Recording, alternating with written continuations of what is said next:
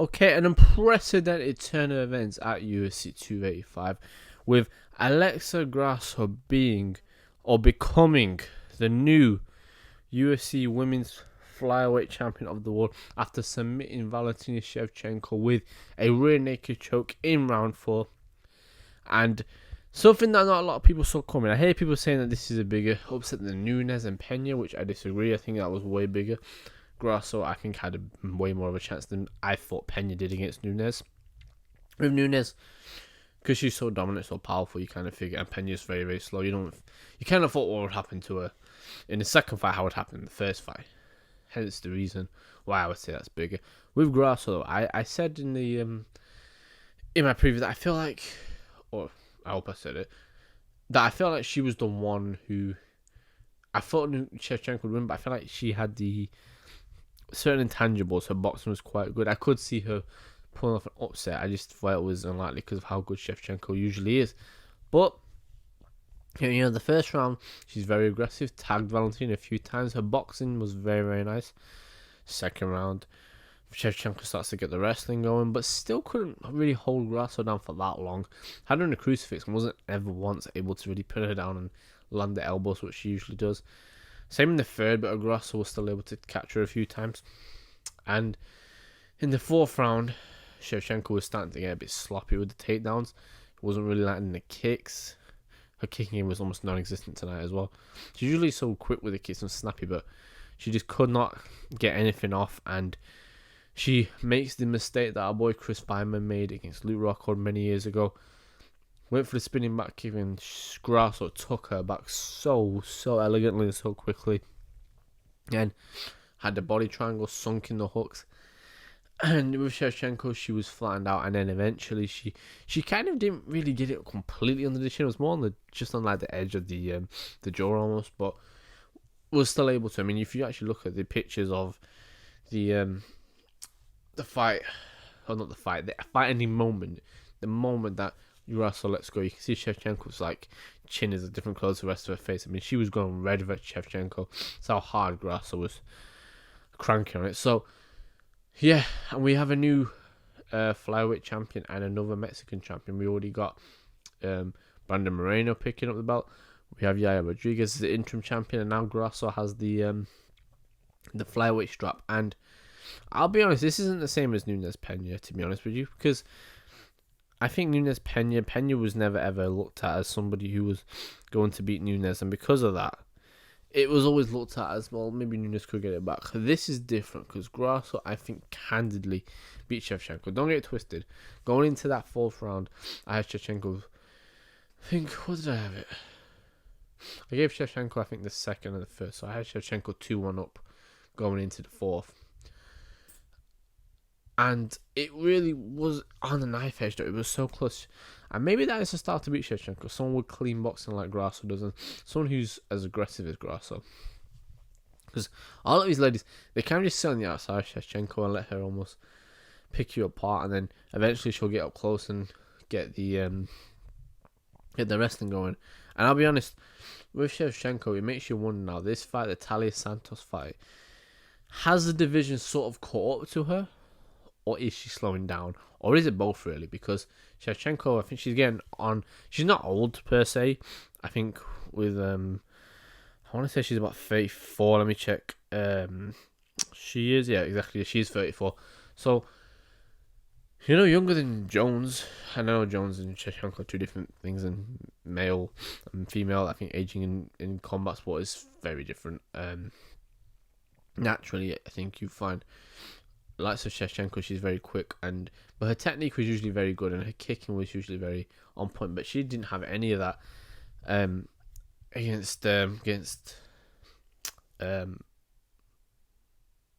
hell have I completely forgotten her name? She just didn't have it going against Grasso. That completely escaped me for a second. It's just how crazy this was. My brain's not even working. It was one of the craziest fighting sequences as well. And for Shevchenko, I just do wonder, is she starting to lose that spring in her step? Or, like, if you're being honest, I mean, her competition was never that good. The Andrade fight was the only one where I really thought, well, she did good. I mean, against Jan Jacek, she bullied her. let's not get to Shevchenko.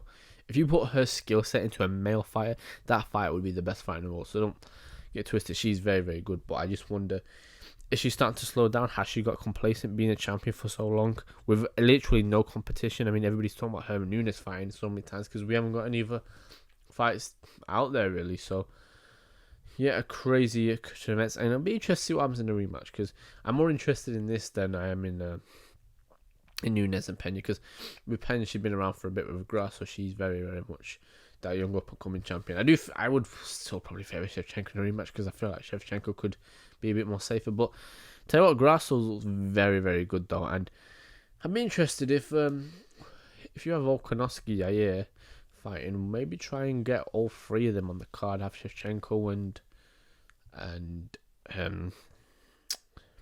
Grasso on the third fight. Maybe have Moreno. I think I don't know if it's got Moreno a fight coming up. Pantoja's one that could be on there for him. Yeah, and you can have Volk Yair for all the belts, and I think Volk would go to Mexico, to be fair. So I would love to see that.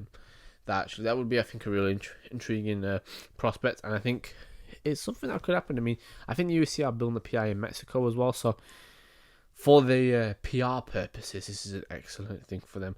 And for Shevchenko, I think she'll come back stronger, but I just don't know if she's the same fighter or if she's lost the hunger or what. But she kind of goes, her training camp, she kind of goes everywhere. She was in Japan, I think, for this training camp. So I think she's a bit of stability. She's very much a experimental type person. She obviously does a lot of different things that you would consider, I don't know, a bit different. Like her sister's like a pilot, and she is really good with a gun. Like, she's very free spirited, and I don't know, maybe I'm not going to say focus on fighting because these have nothing to do with distracting you, but I don't know, maybe that free spirit can sometimes go a bit too far with when you implement it into your training. And I think maybe sticking to one gym and being bit more consistent, I think, would be the thing here. But who knows? I don't really know. Maybe Shevchenko feels that was the way. Maybe it wasn't even. Maybe it's just a simple mistake in the fight that she made.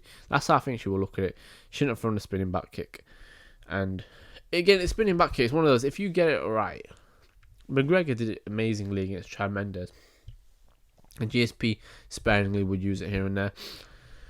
Jones would use it very well but the difference with Jones is just stupidly long, so you can't really clamp down, and he's also a very good wrestler. Yeah, not many people. I think it's one of those techniques if you have to really get it perfect and the timing on it really well.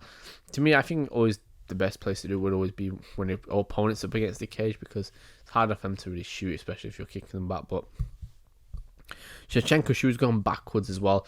It wasn't as if she just did it on a standing position. She was kind of going backwards and then through it, and it's never the smartest thing. And it's a shame because I think Shevchenko's kind of took on a bit more of a safety first style recently. She's had a few closer fights, and like I said, maybe the division is catching up, and maybe her style is.